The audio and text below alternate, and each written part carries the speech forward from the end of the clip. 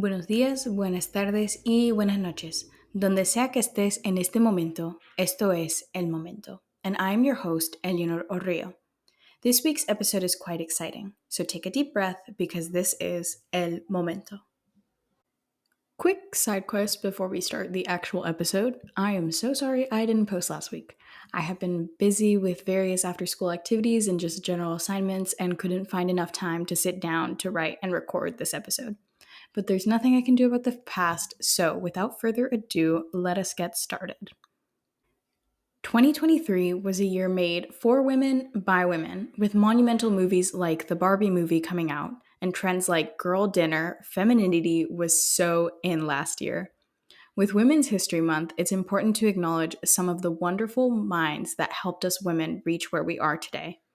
This feels like that point in the Jack Harlow's song Lovin' on Me, where he's like, but all the guys in the back waiting on the next track, cut your boy a little slack.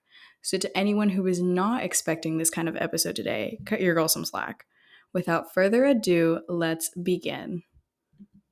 I know I mentioned Barbie earlier, and I think that movie has changed me in so many different ways. I didn't watch it when it came out in June, but I bought it later in October to watch with friends and family. And oh my goodness, you guys, the three of us were bawling our eyes out in my basement while watching such an awe inspiring movie. Greta Gerwig was the co writer and director of the Barbie movie, which has since amassed 1.5 billion at the worldwide box office. She changed the stereotype of Barbie and the way this iconic doll has been viewed by many. I think she is worth an honorable mention, but Shakira did so much this year, you guys.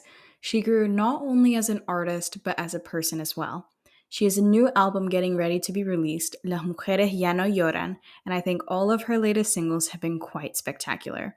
Shakira es un ejemplo de una mujer que tomó lo peor y creó una cosa bonita. She took the worst and made the best of it. I also think Carol G deserves quite a round of applause. She won the Grammy Award for Best Música Urbana this year. She has also won multiple awards for her album Mañana Será Bonito, which personally also greatly impacted my life. On the topic of female artists, let's talk about Beyoncé.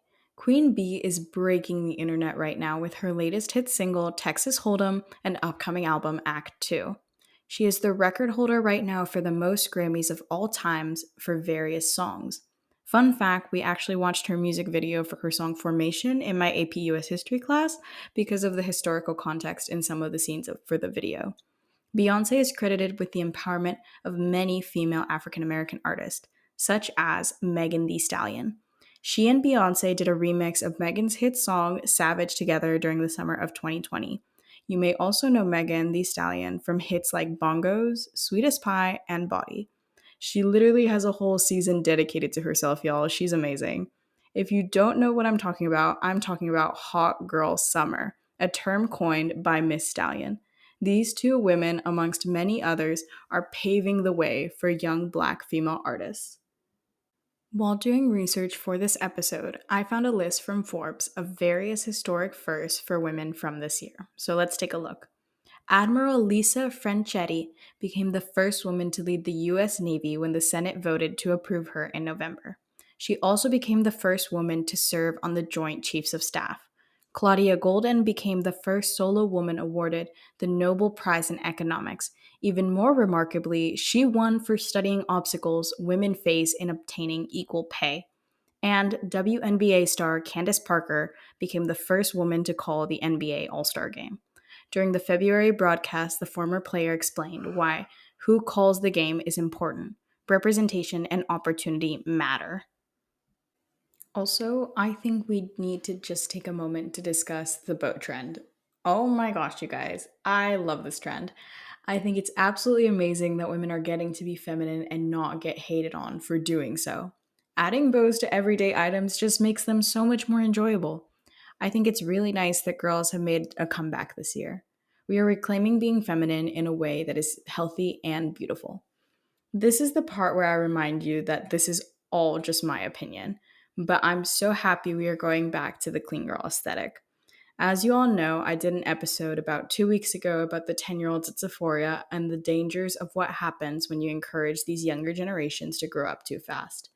I did a study for a class of mine over the over-sexualization of teenage girls in the media. Here is an excerpt from the speech. Modern day feminism promotes the idea that by showing off your body at 14 or 15, you are becoming sexually liberated and destroying the patriarchy. When in reality, no, you're not. Trying to solely put the blame on men and saying boys will be boys doesn't work. Social media is promoting making a woman's value tied to her appearance, when that is not true at all. Women need to remember the fact that they deserve respect and their worth isn't just determined by what guys have to say. Again, this is all just my opinion, but we need to acknowledge that this was and kind of is happening. During the speech, I also touched on bimbos and the idea of bimbofication. Being a bimbo is a term that was used to degrade women, but now modern day feminists are trying to quote unquote reclaim it by making it a positive thing. The word bimbo itself means an attractive but stupid young woman. This trend basically encourages young girls to not have any thoughts and to just be pretty, with the promise that if you stop thinking, you'll be more confident. I'm happy that we're moving away from trends like that and are embracing being feminine in a much better way. As I said in my speech, it's okay to be feminine, it's okay to not be. It's amazing to love yourself, but don't give yourself up in doing so. You don't need to look like a model, you don't need to act like a bimbo, you shouldn't crave male validation, you're 15.